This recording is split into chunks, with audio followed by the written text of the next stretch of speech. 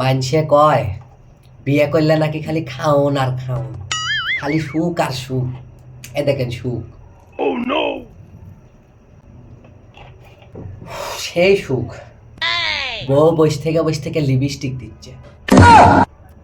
খিদা লাগেছে তো আমার, কি করব?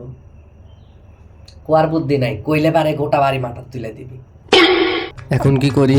এটাই তো ভয় লাগে, যদি সিটে তেল মেলাইসে হাতে পায়ে পড়ে, পেঁয়াজ মরিচ কেমনে দিব এখন আমি? এই একটু পেঁয়াজ মরিচ গুলো একটু ঢাইলে দিয়ে যাও না। আমি পারবো না, যার কাম তাই কইরে লো। শখ কত?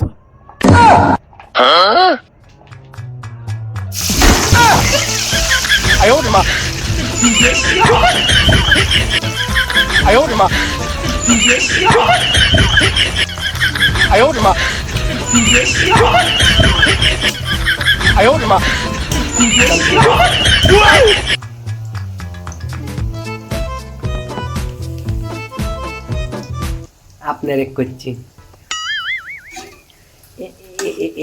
এত সুখ, এত সুখ। এগুলো সুখ যদি আপনারা চান তাহলে সবাই তাড়াতাড়ি বিয়ে করে ফেলান, আর না হলে বিয়ে শাদী করেন না ভাই।